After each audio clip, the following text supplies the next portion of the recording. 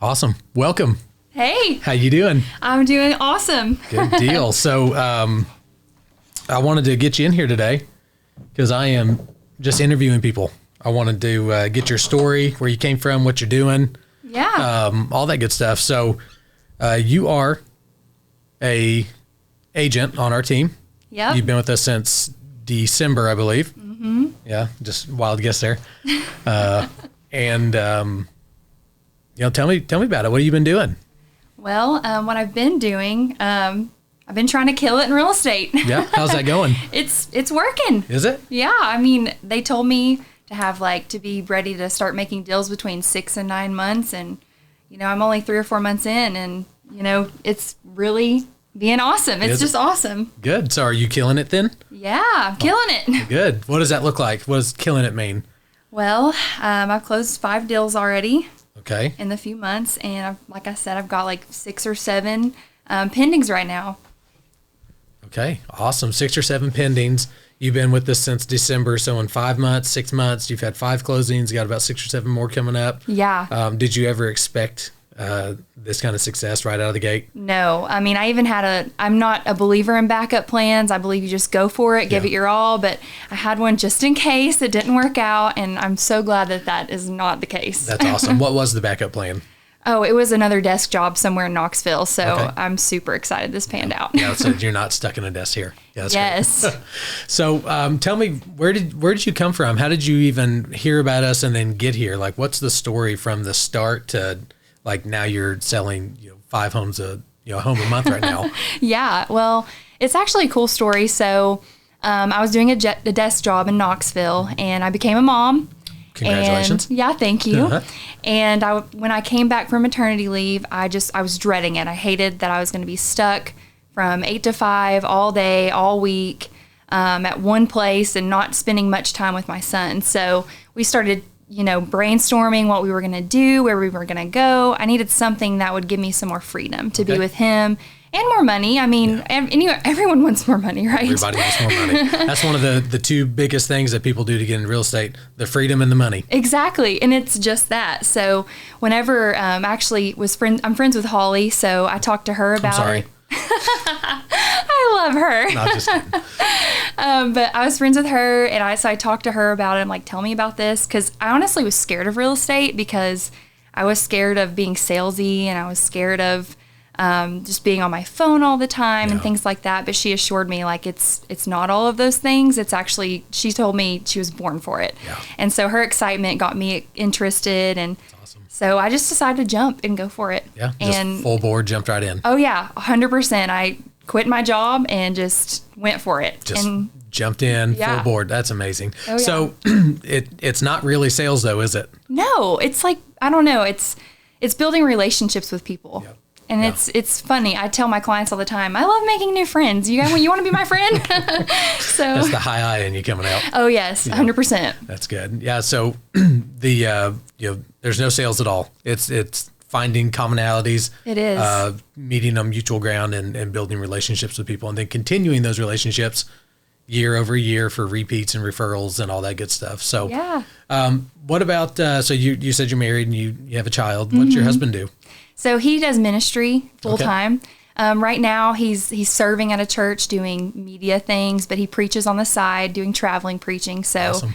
yeah. Traveling preacher. So now I can go with him whenever I need. Yeah. Just So don't miss out on the appointments. No, that's right. Can't do that. Can't let my clients down. Yeah. So what's been a struggle that you've had coming into the real estate world, not knowing anything about real estate? Because correct me if I'm wrong, 5 months ago, you were like, real estate wasn't even on the radar. No. And then you just talked to Holly, got some excitement and said, okay, I'm doing it. Yep. So how was that preparation from nothing to excitement to school, then real estate, and now here you are? Like how did that all transpire?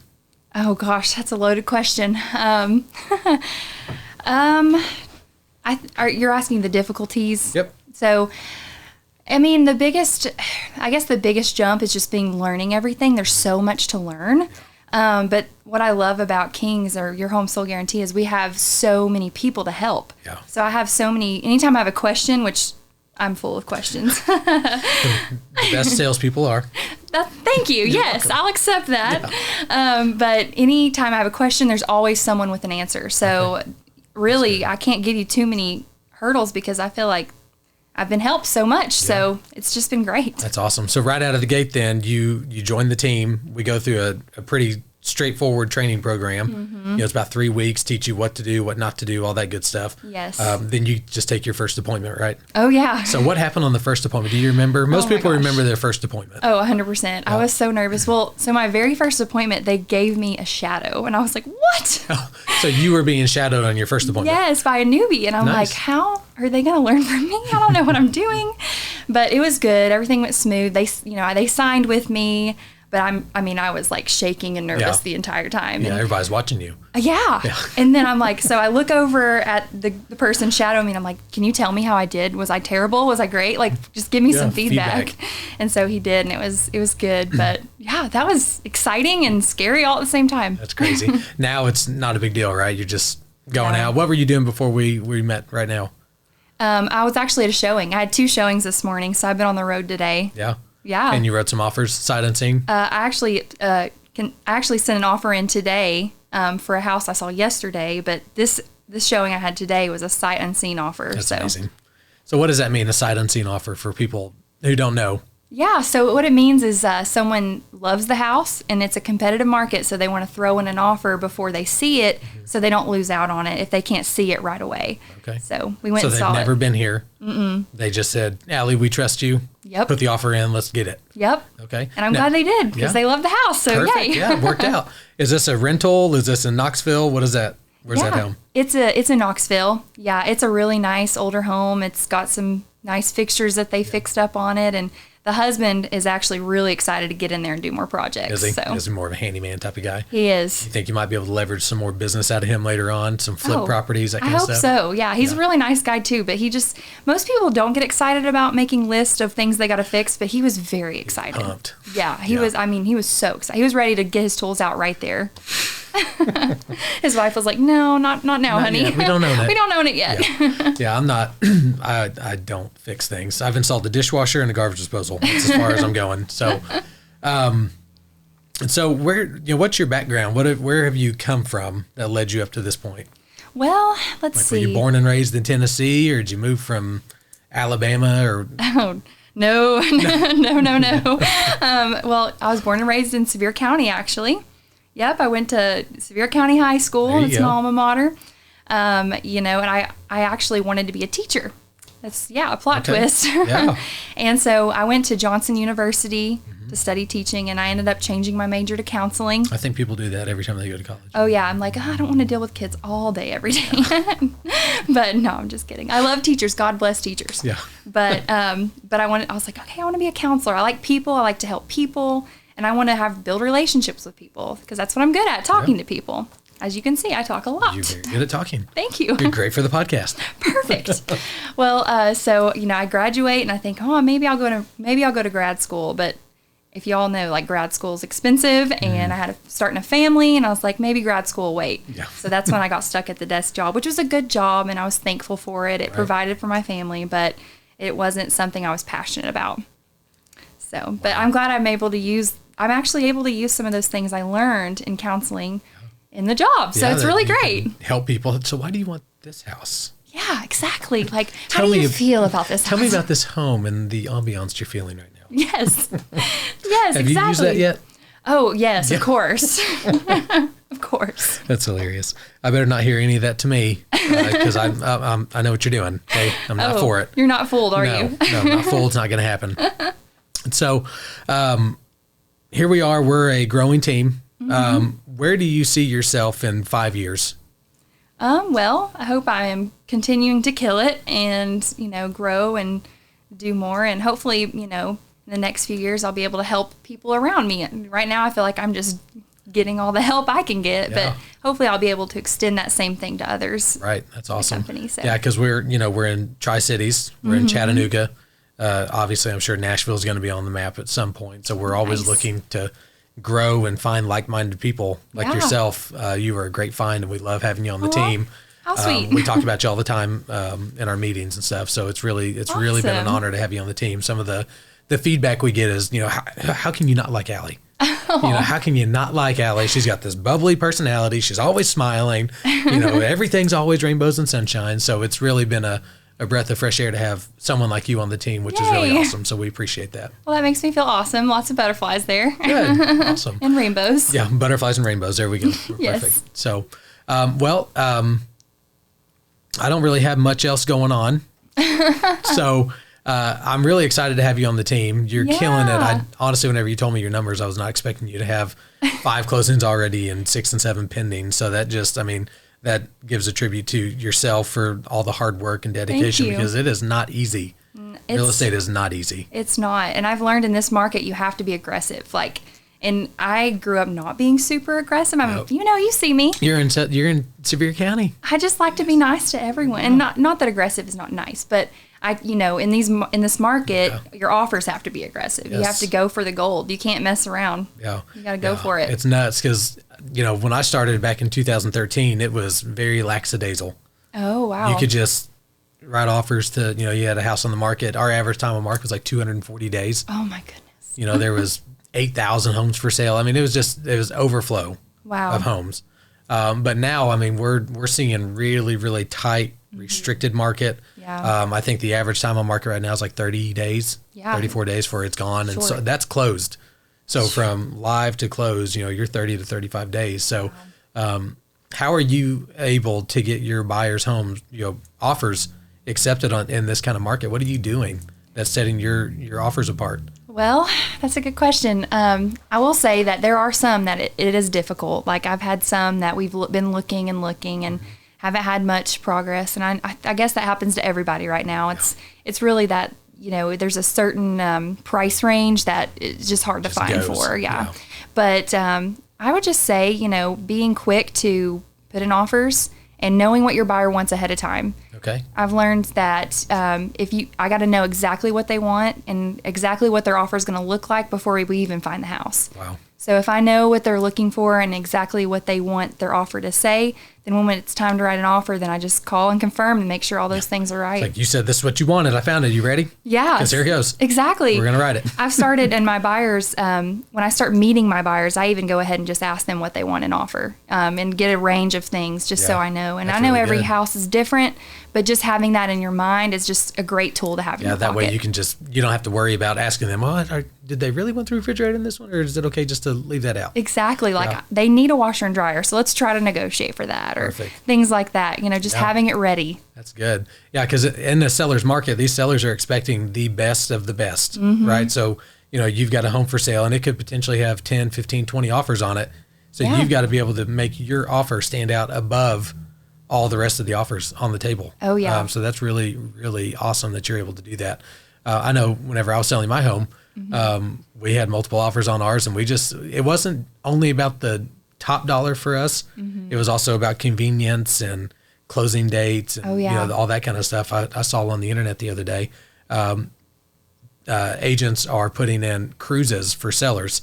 So, hey, if you take this offer, we'll send you on a 5-day cruise. Stop. Yeah. I would love it on a cruise. I know. So let's sell a house. Yes. I don't think it's illegal to do that. It's not bribery. It's just, hey, if you take our offer and we close, we'll send you on a 5-day cruise. I love all that. Expenses paid. That's awesome. Just thinking outside the box, you know what I mean? Especially in this type of market, you've got to be able to negotiate. It could cost you an extra $3,000, but you got the house. That's right. That's right. And another thing I like to do is I've been calling the seller's agent and say what's important to them. Yes. Tell me exactly what they need. Like, is there a certain closing date they need? Is there, are they able to do repairs? Are they not able to do repairs? Things like that, just to see, because those things can help the offer as well. Yeah. And that's how we got to look at it. It's what's appealing to the seller. It's like your buyer, you have to get them to understand, look, I know that I'm working for you. Yeah. And we also have to make sure the seller wants to work with us on this deal. So the prettier the offer, the easy ins and outs to get this thing done, they're more likely to take your offer. That's right. Absolutely. Yes. Yeah. Have you ever written a buyer love letter before? Oh, I